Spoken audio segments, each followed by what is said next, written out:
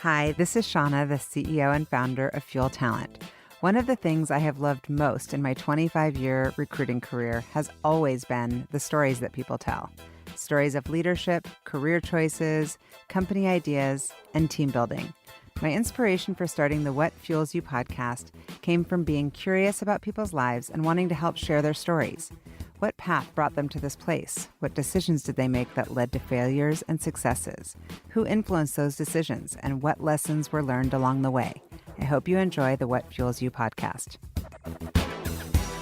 Today's guest on the What Fuels You podcast is Jean Thompson. Jean is the owner and CEO of Seattle Chocolate Factory. She stepped into the role from her position as an investor after the Nisqually Earthquake hit the early 2000s and destroyed their factory. In the last 18 years, Jean has rebranded the company using Pacific Northwest inspiration and ingredients, launched the jcoco chocolate line, which focuses on helping feed hungry families, has taken many steps towards sustainability, and has more than quadrupled the company's revenue. Jean is also a wife and a mother, and her gorgeous daughter is here with us in the studio. Welcome, Ellie, too. Welcome, Jean. Thank you. Thank you for being on the podcast. This is a super big treat for me because we've been friends for a while, and I've seen you on panels and just kind of watched your story. And I, of course, love overindulging in your chocolate. Thank you for that. Everybody needs to do their part. It's ridiculously good, especially the ones where David and I went and got the ones that were broken. And we thought that kind of almost didn't count. Yeah, when it's a factory second, then there's no calories. Yeah. Oh my gosh. We were just like, oh, how about a handful? Yeah, very good. Okay, so we're going to start the podcast with some rapid fire. You ready? Mm-hmm. Okay. This one I thought of when I was at the movies, and I thought you probably eat a lot of the jcoco and Seattle chocolate, but what candy do you buy when you're at the movies? Well, it's funny because I do often smuggle my own chocolate in there, but when I forget to do that, I eat M&Ms. Oh, M&Ms. Mm-hmm. And no gummies? No gummies. No Swedish fish?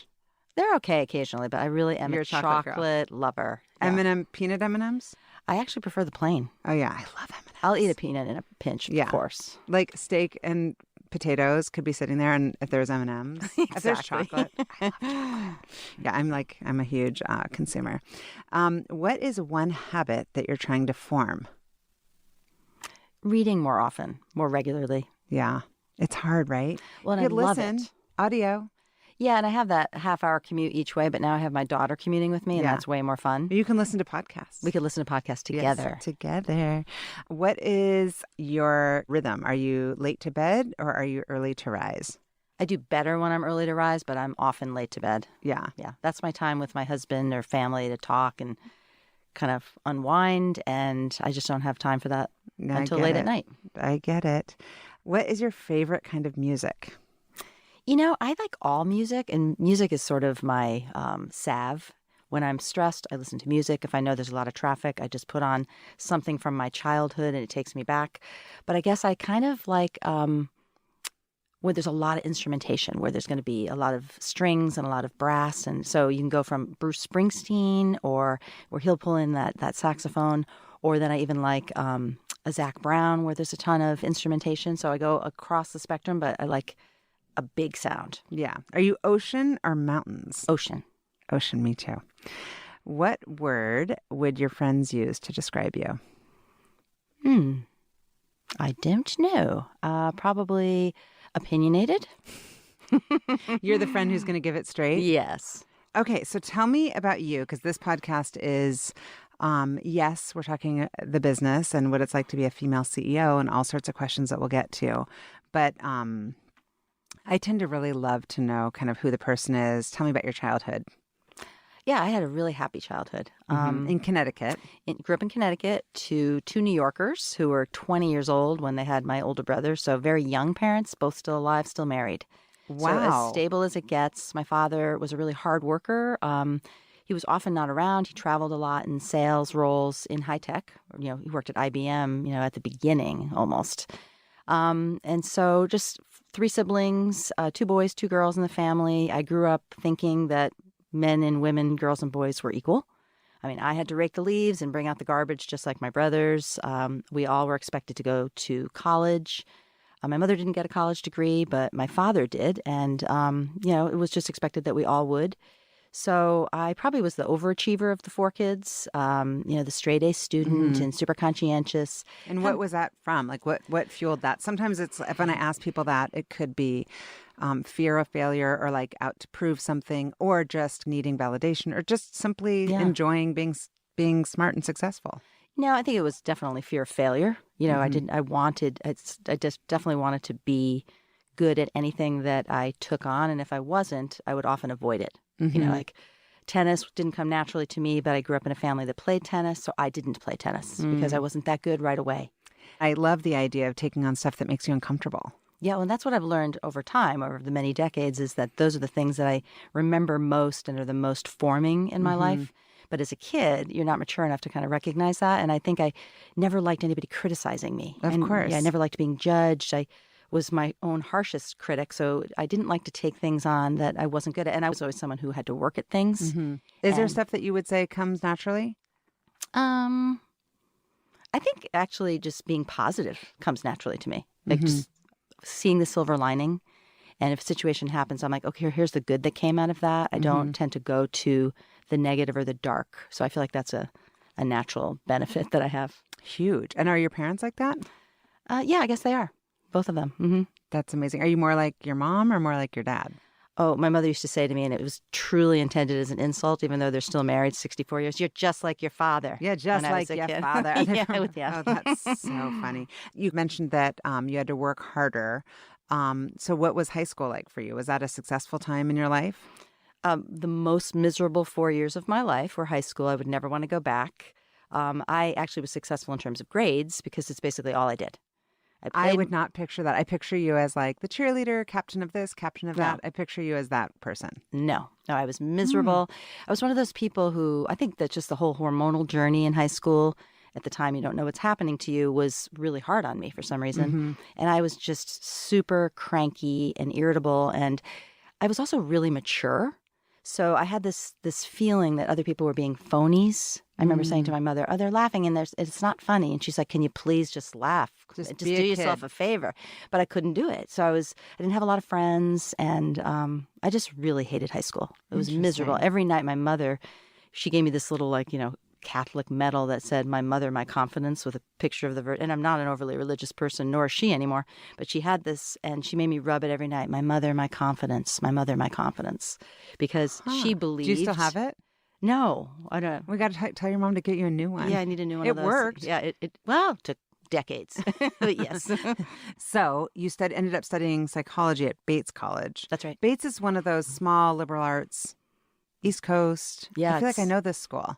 It's super tiny, like 1,500 kids at most. Now it's grown a little. When I was there, it was How'd you choose Bates? I wanted a school that did not have the Greek system.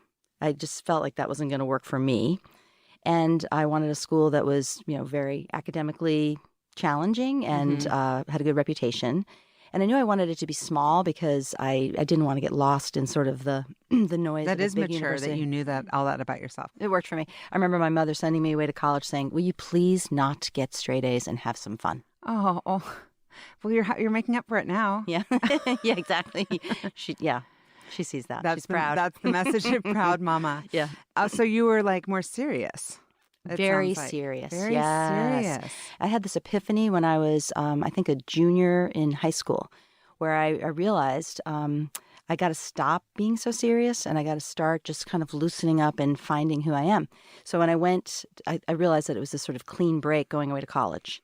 And I made a conscious decision to be different and to not to criticize other people's laughing at things that aren't funny, right? And just let myself laugh, maybe, fake it till you make it.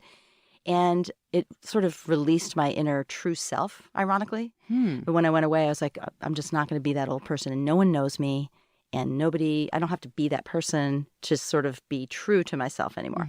So by making that conscious decision, I changed and I became more relaxed and happier. I love that. Yeah. What did you want to do with your psychology degree? Yeah.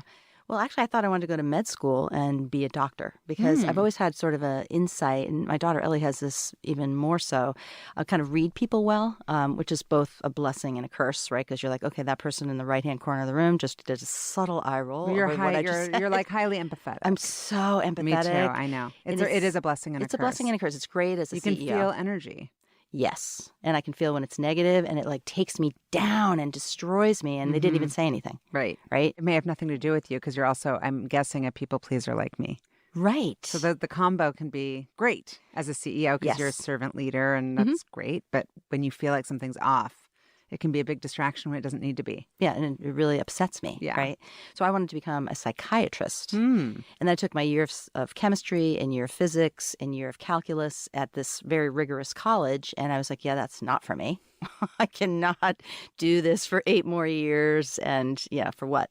So then I thought, well, I'll be a psychologist. And then I finally realized, I'm just going to go into business. And what happens will happen. My father got me my first job right out of college at a small high-tech company in Connecticut. And that's how it all started. You've had a robust career, and we could get into it and kind of go through your resume. But I'm more curious to know which of your jobs shaped you the most to A, become a mother, and B, become a CEO.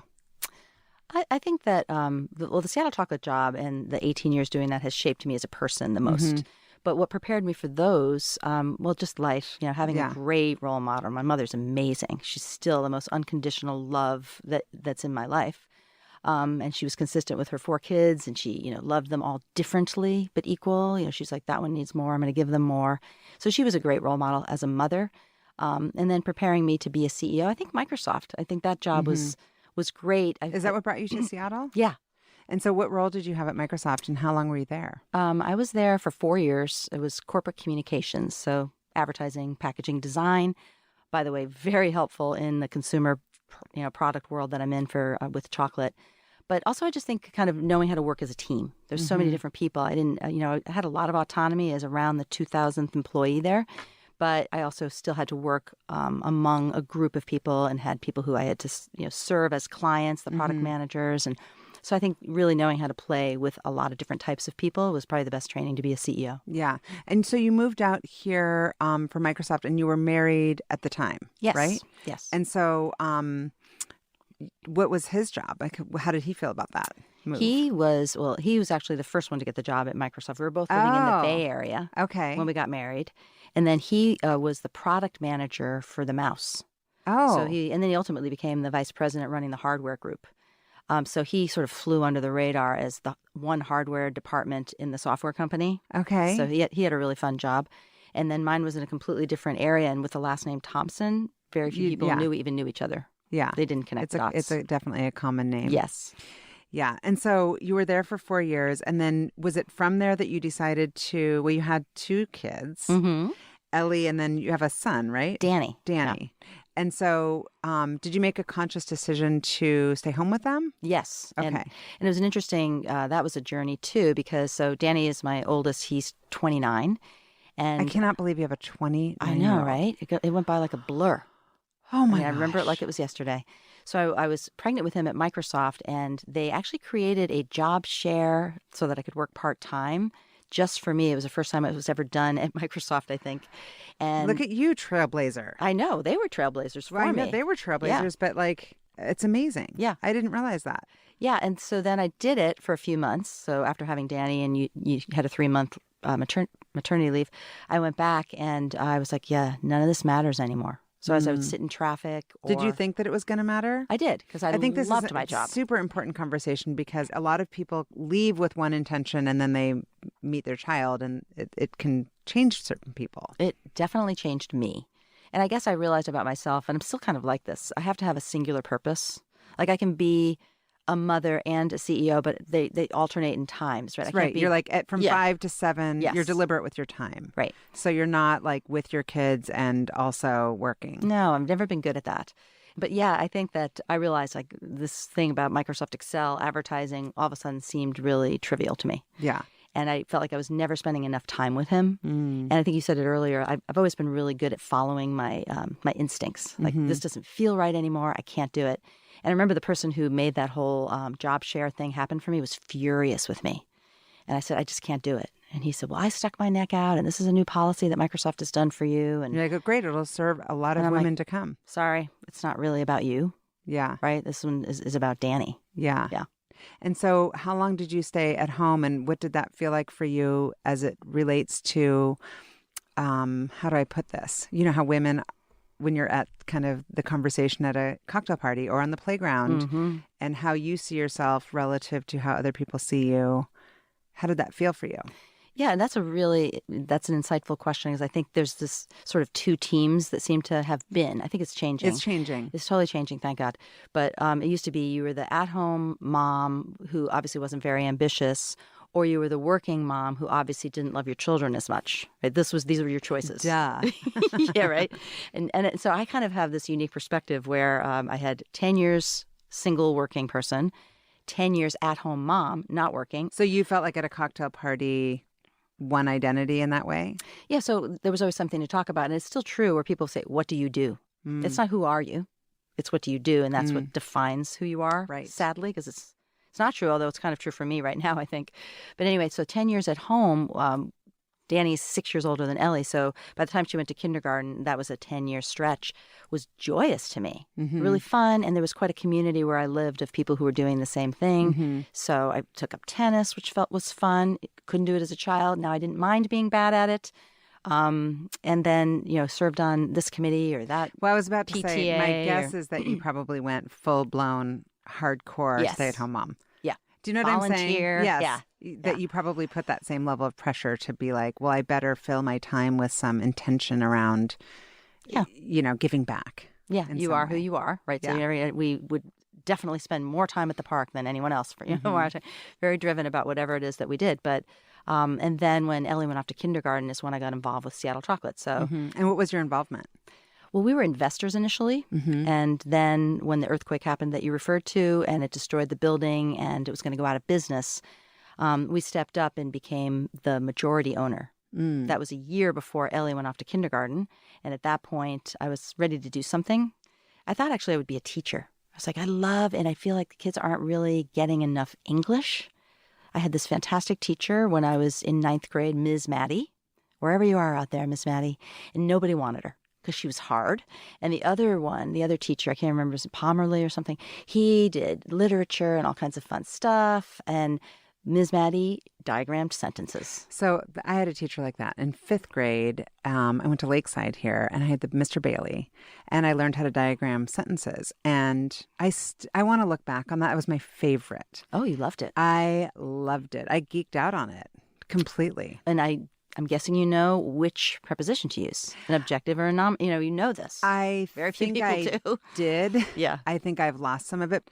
Yeah, and I do too. And it's a pet peeve when people misuse totally the English language. Yeah. Although, as I've gotten older, I don't know what's happening to my brain, but I forget words. I can't think. Oh, all that's the time. different. At least I'm it's literally like, I have correct. no idea what I'm talking about, and I forget what I'm talking about. I do too.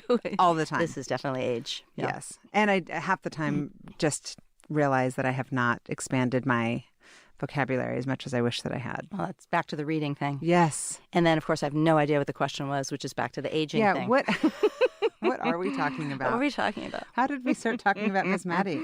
She doesn't know because she's distracted right now. Oh, that you were a stay-at-home mom and that you were going to do it better. Oh, I want to be a teacher. A teacher. Okay. So how did you and your husband get into investing, and what did you think that you wanted to be doing? Was investing kind of the new thing? No, investing was not my thing. It was actually more Rick's thing to invest, and I thought it was cool because it was a chocolate company, and I've always been and I eat chocolate. A huge chocoholic. I've had a piece every day of my life. But yeah, that wasn't really my thing. But when I was going after Ellie went off to kindergarten, I knew I was kind of done with the volunteer world. I mean, I still volunteer on boards and that kind of thing, but I needed something a little more substantial for me. And so I was going to become a teacher.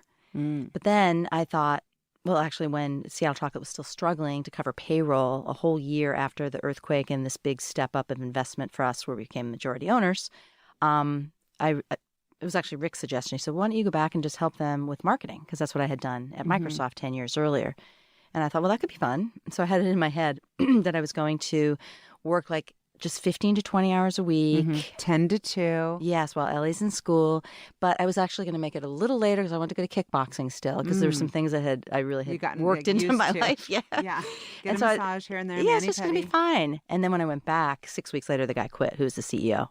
Because I was like, I don't understand why you don't have like a Valentine product. And I don't know, I had all this opinion. And some things happened and he quit 6 weeks in. How many employees were there at the time? Oh, probably 25 or 30. Oh, wow. Yeah. And so you were the kind of majority investor / part-time marketing person. Yes. And so how did the employees view you? Were they like, that's the boss, or that's our new marketing person that's part-time? Well, and actually what happened was I joined as a CEO because my father had volunteered to help for a while without receiving a paycheck because he's like this really great sales professional and they were really struggling. So he's like, I'll just come in and consult. And the guy who was running the company wouldn't share any information with him. That's so he helpful. said to me, if you're going to do this, you have to be the CEO so that he has to report to you or he won't share. And then it'll just be a waste of your time. So I came in with this weird sort of title that is partially why he quit. Right? He's like, what the heck? I'm running the company. Why are you giving her the title? Because I'm the owner, right? So people didn't see me as the marketing person. They saw me as the CEO. But I know for sure that many of them thought that I was a dumb housewife and was going to take the company down. I guess I didn't realize it was already down. Were they like disrespectful toward you? No, they just left me alone. There's only one person remaining from those days, and she is, amazing, has my back. I knew that you were kind of a heart-led, heart-centered leader, and I knew that you would always kind of do the right thing, but I don't think that I realized how much you're doing as far as kind of social justice and doing the right by the world. Can you talk about that a little bit? Sure. Well, initially it was sort of ad hoc. People would ask for chocolate for this event or that cause, and I just gave it all the time, and we didn't have any purpose around it. And when we came out with the jcoco line about 8 years ago, we decided to really focus the philanthropy in a way that would actually move the needle in some one way, right? And so pick a lane, and you picked... Yes, we picked hunger. Okay. Because we were thinking of chocolate ultimately as a food, right? It was part of my passion is to turn chocolate away from candy so strictly and more into the food area. And so that was sort of early on. We're like, it's a food that you share. It's a food. And there's so much power in chocolate because it is America's favorite flavor. So just by virtue of being a chocolate bar, we can enable our consumers to actually participate in the give back. So there was a lot of sort of excitement around that notion when it came to me.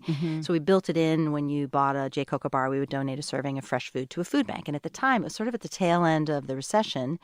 And I didn't want to give back like a lot of, companies do to the origin, which is super needed, by the way, and sort of more where I'm focused now. I wanted to give back to American families who are struggling because 1 in 6 families is food challenged. This is just after the recession, and it felt like we needed to really turn our eyes inward to give locally.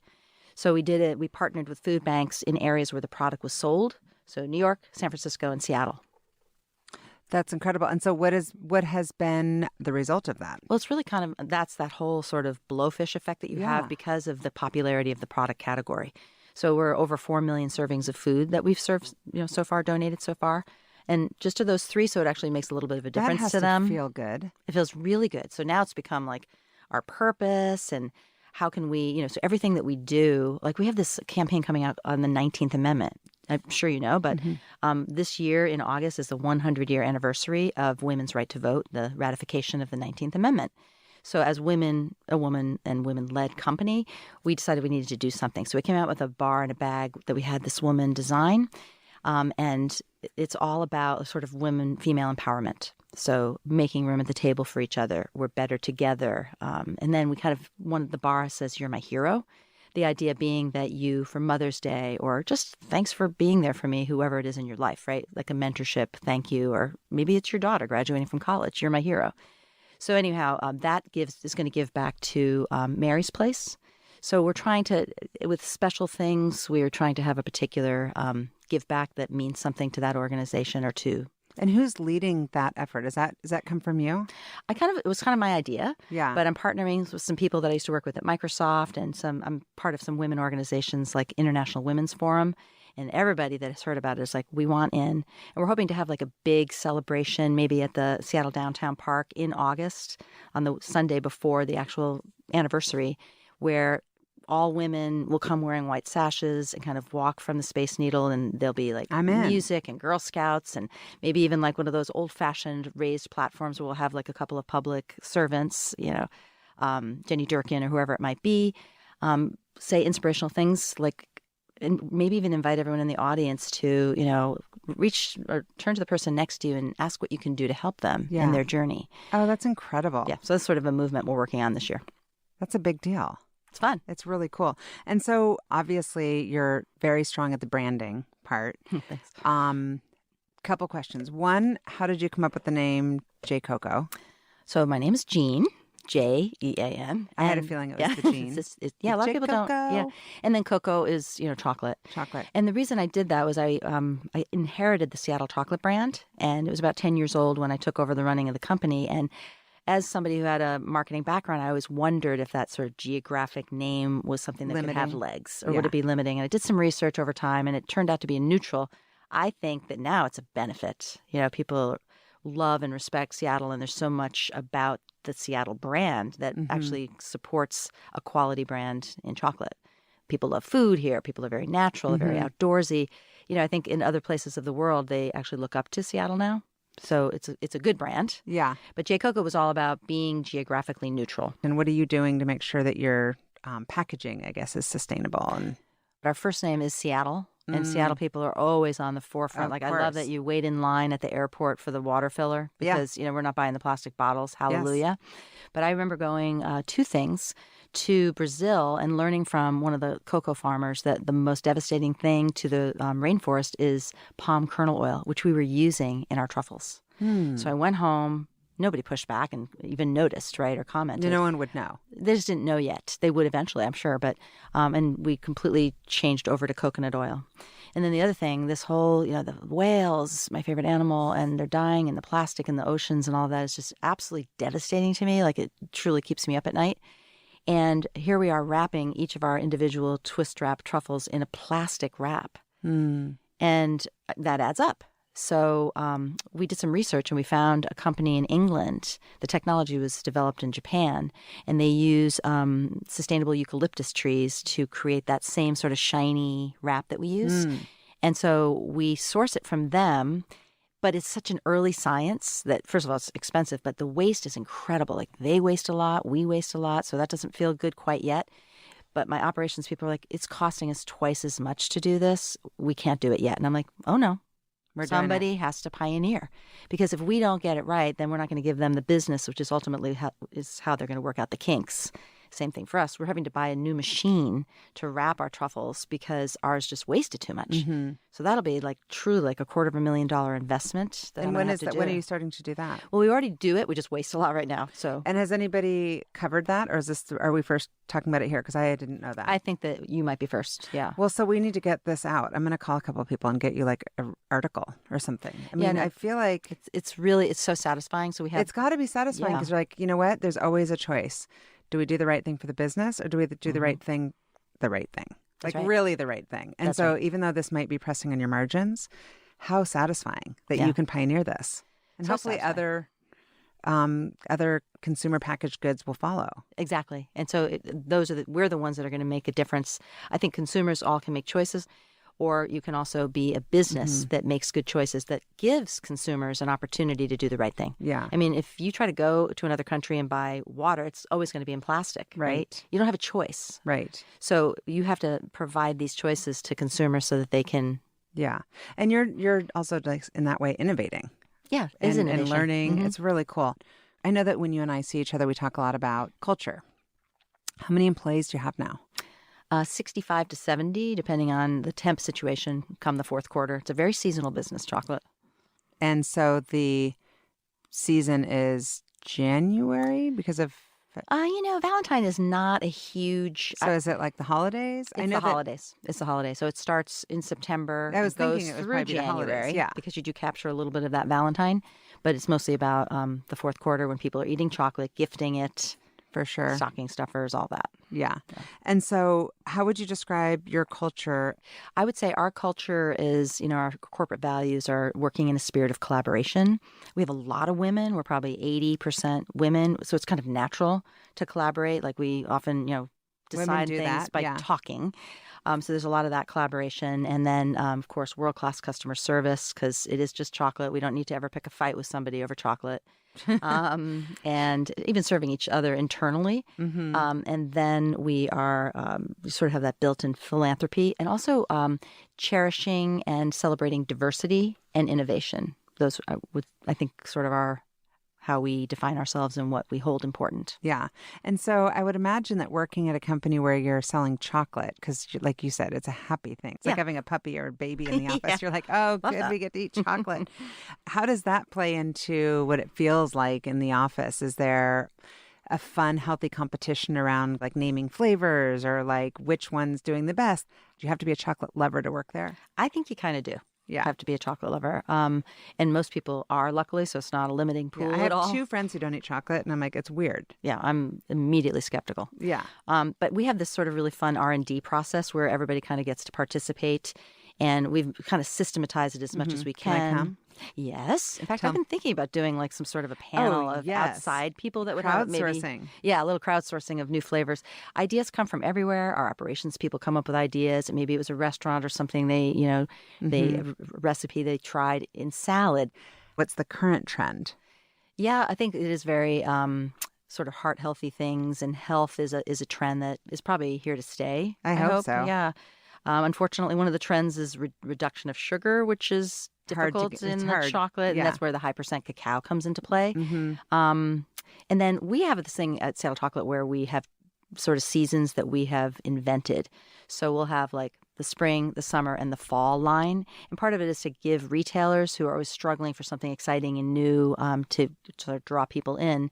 We're trying to create those little holidays outside of Valentine, Halloween, Easter, and Christmas, right? And so we have a lot of innovation that is sort of on theme there. So if we're doing something for the fall, we want it to be, we have had Mexican hot chocolate and, of course, pumpkin spice and peanut butter pretzel, which just feels warm somehow, or like it would warm you up on a cold day.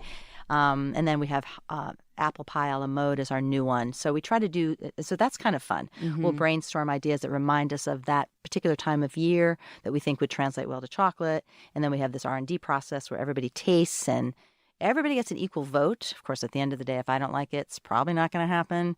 But people will be like, and some really sophisticated palates come to play. People who are in accounting that just have a really advanced palate can help us with that.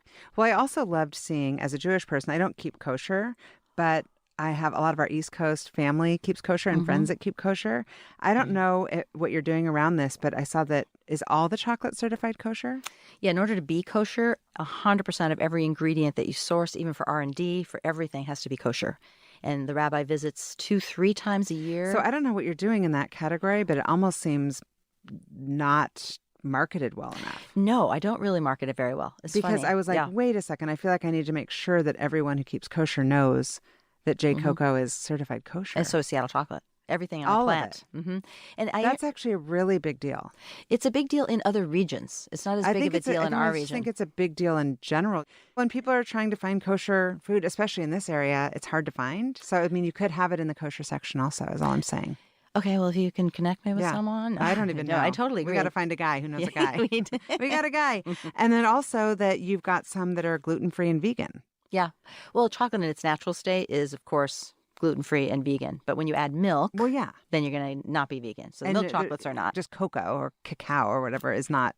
It's both. Yeah, it's vegan. It's from a plant. It's from a tree. It's as pure and good as anything, right? Right. But you have to have the gluten-free when you add things like biscotti. That would not be gluten-free. But we work. And then the other one that's a big trend that the retailers are kind of wanting is non-GMO. So that's tricky, especially for milk, because it comes from a cow. We don't know exactly where the cows are. It's very difficult to have that certified non-GMO. Yeah. So how do you go about that? Well, we really can't for the milk products. You can't for the milk nor products. Can anybody really. But the dark chocolates we do. Yeah. And because I know that I also like to have chocolate as much as I can, and I prefer milk chocolate, but I know dark chocolate's healthier, quote unquote. I guess I'm supposed to eat more dark chocolate. So I've kind of gotten used to, but I'm also like, one bite of dark chocolate doesn't make me have that same response. Like I just want to eat the whole bar. which is maybe why it's good. I think that might be, I guess I'm trying to understand that. Like, why is dark chocolate better for me? That's such a really good question. And it's funny, we joke internally about the snobbery around dark chocolate over milk chocolate. Dark chocolate, yes, real chocolate I only lovers. like dark. And then you see them sneaking milk because milk is everybody so really good. loves milk, right? It's so But I think good. some people are very disciplined about what they eat. Not me, clearly. Well, no.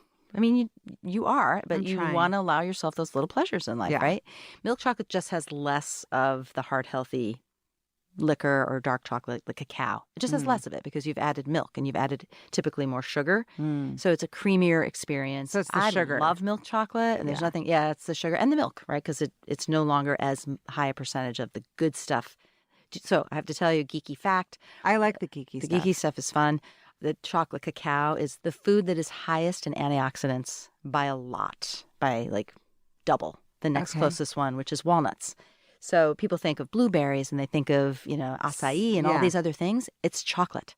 But so that's why people who are like, ooh, this is actually good for me. If you could eat 100% cacao, very painful, very, it's an acquired taste. I go like 85% is like 85 as high as I can go. Yeah. And it's fine. Yeah. We're going to be doing an 85 in the jcoco line from Peru, and it'll bring out those really interesting sort of varietal notes. Almost like a cinnamon. You'll like that. Sometimes it's cinnamon, sometimes it's different fruit, or sometimes it's, just acidic. I've had things that taste like banana.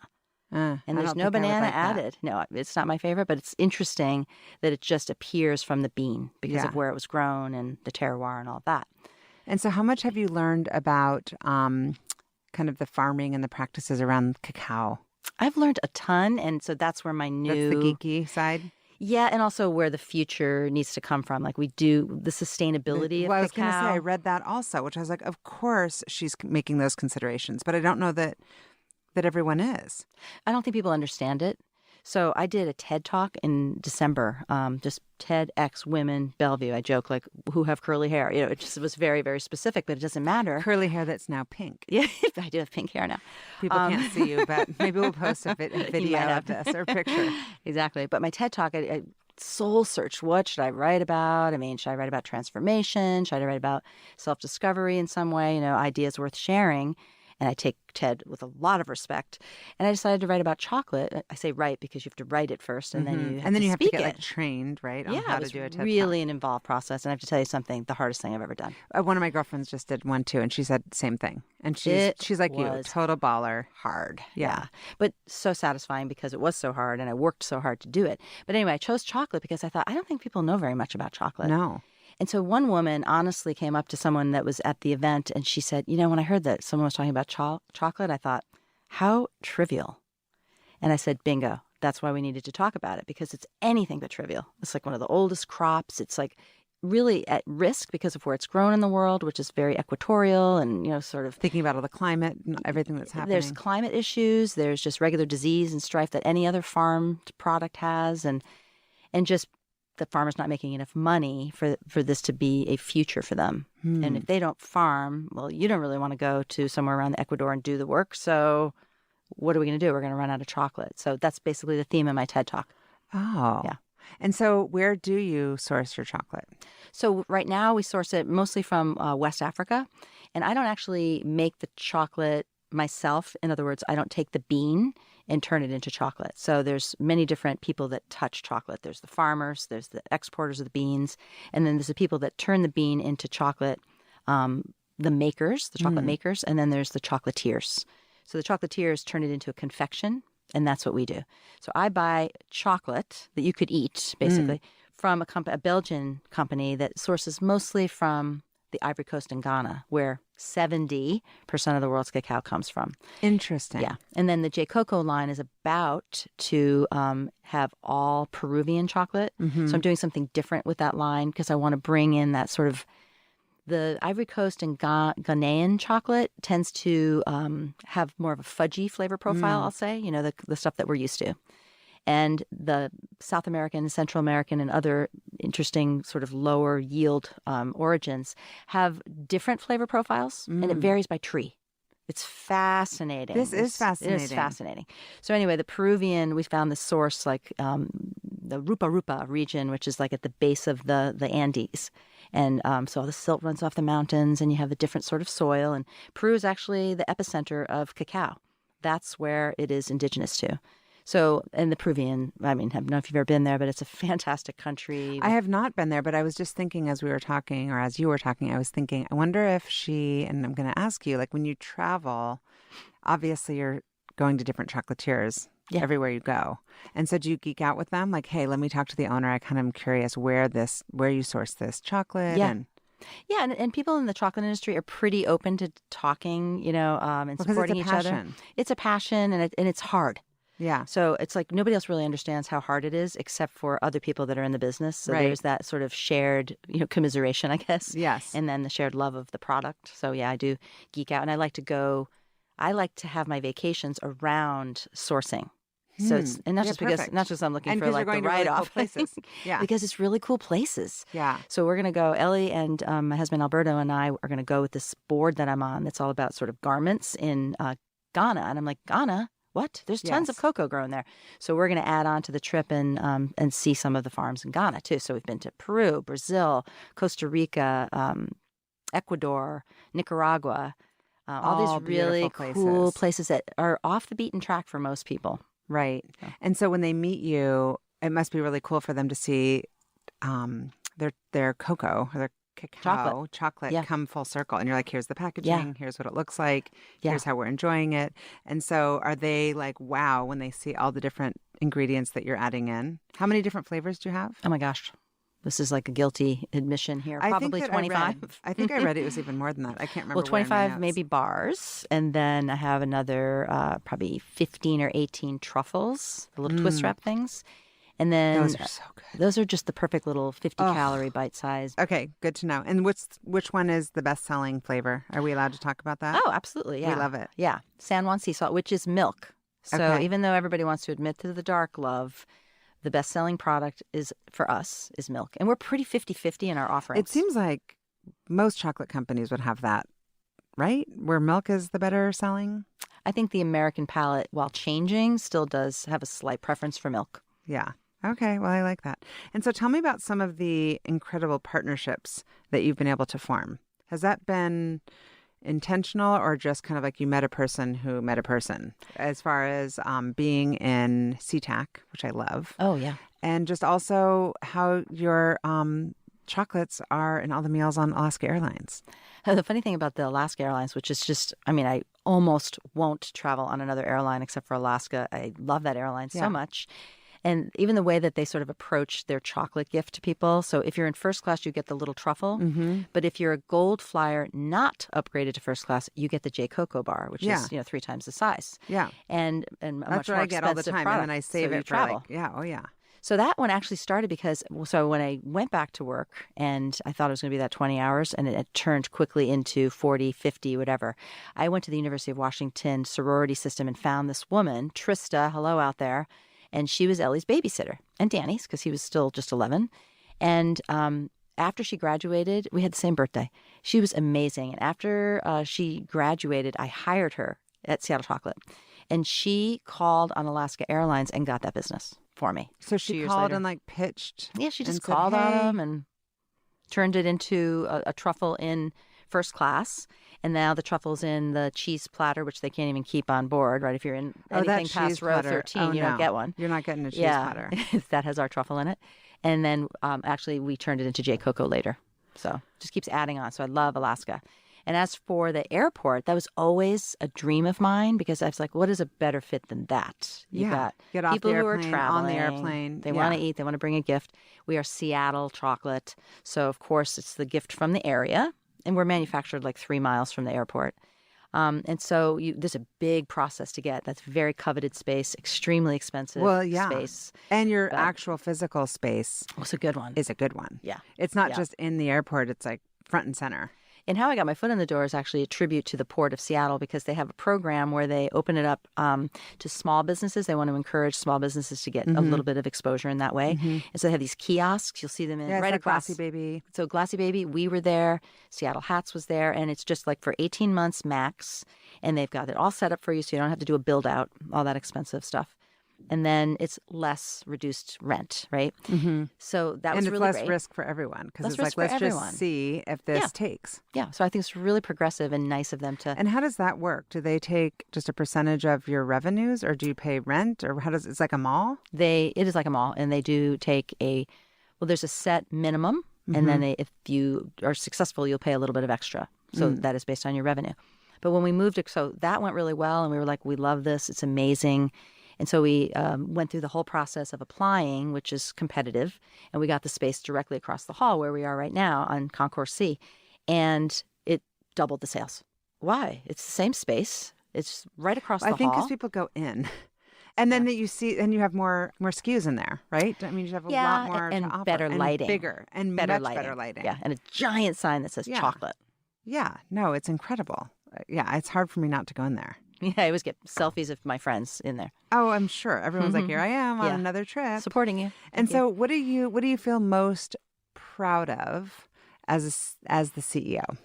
I think it's the team of people that I've put together, and that was an early realization that I'm only as good as my weakest link, right? And it's hard to let people go. I'm still not very good at it. Well, but no one's good at that. No one's good at it. Hopefully. You don't really want to be good at that. No. You just want to recognize it and be good at recognizing it. Yeah. And then you figure out the course. But so my team of people is amazing. Like I couldn't do and couldn't have done over the last 18 years what we've done without them. I feel like I always tell people I don't really do anything anymore, which isn't entirely true right now because I'm now running marketing because of somebody leaving. But. Well, it also sounds like you're very good at that.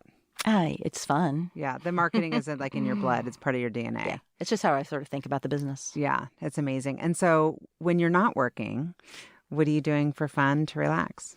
I really like getting outside.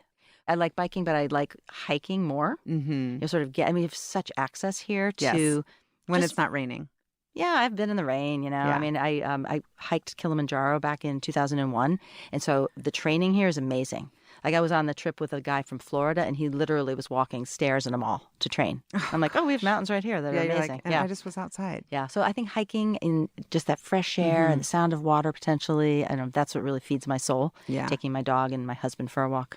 I'm trying to get to the kind of core of what motivates you. Is money part of it? No. Or is that doesn't ever seem like it's part of your thing? No. And it held me back for years because, right place at the right time, late 80s at Microsoft has given me this great, well, first of all, I wouldn't have been able to do Seattle Chocolate without it.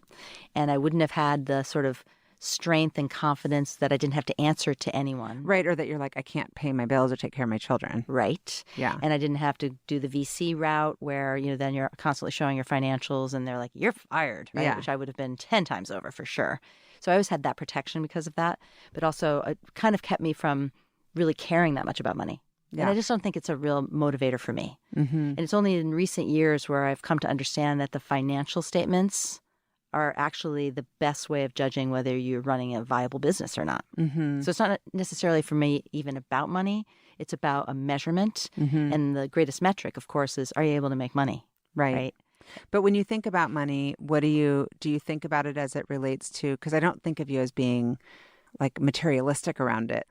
Or is there a revenue number that you're like, hey, if I get it to XYZ? No, again, I'm not, I should. It's like if I have... So I'm the exact same. I mean, obviously I've got revenue metrics, but it's much more measured for me of like clients that are happy and candidates that are happy. Totally. And for you, like people taking pictures at the airport or people being like, oh my gosh, I just had your chocolate. It's the best. Well, I feel like that's always for me been my dream and goal is to have Seattle Chocolate and jcoco be respected brands. Mm-hmm. And do you feel successful? I think it's come a long way. I remember when I first started working there and would be at a party and people would say, what do you do? Seattle Chocolate. They'd be like, oh, where are you located? Thinking it was a store. I'm like, no, we're a manufacturer that's now 10 years old. Yeah. 10 or 11, but no one had heard of it at all, even in our own backyard. So we've come a long way in our own Pacific Northwest for awareness and I think respect. Mm-hmm. And now we're trying to move, eastward and southward to have it be. We're in 49 of the 50 states, Japan, Canada. So we've made good strides, but we still don't have very good sort of awareness of our brands. So there's a lot of room for growth. You definitely do locally. Locally we do. Yeah. That's amazing. How would you say that you would do things differently if you could talk to your younger self? That's my Oprah question. Such a good one, too, because, I mean, you should reflect on this in life, right? Mm-hmm. I think having more faith in myself. I think I was so quick always to be sure that I wasn't the right person or that I wasn't doing it right. Was the imposter syndrome thing? Yeah, major imposter syndrome. I truly wasn't, very well trained for this job. It was learning on the job. But then even beyond that, where it was like, I think I'm doing this company and its employees a huge disservice. There's probably 10 years of thinking that. But seriously, I've been doing this for 18. So the last 8, I'm like, no, you guys, I am the right person. I've got this. Yeah. So to my younger self, give yourself the necessary runway to be able to accomplish what you need to accomplish. These things don't happen overnight. Mm-hmm. Don't judge yourself harshly when they don't happen right away, as if you are never going to get it. Mm-hmm. You will. Just keep at it, right? And I did keep at it. Is that your optimism or your grit? I think it's optimism. Yeah. Oh, someday it'll turn around. At the end of every year, I was like, well, it wasn't a good year, but next year will be, because we're going to do this. And it ultimately did. I just needed a longer runway. You needed a longer runway, and you needed to not have your VCs in your ears, which is great. Yes, very lucky. And so if people want to get your chocolate, like today, I just want to go get it, where can I get it? In the Pacific Northwest? Yeah, in the Pacific Northwest. Pretty much everywhere, which is awesome. Pretty much everywhere. And then what about if I just want to go get it in bulk? So that's a good question. Bulk is actually our number one seller at the airport, too. People love putting their own mix together. Probably the easiest thing is online, seattlechocolate.com. Mm-hmm.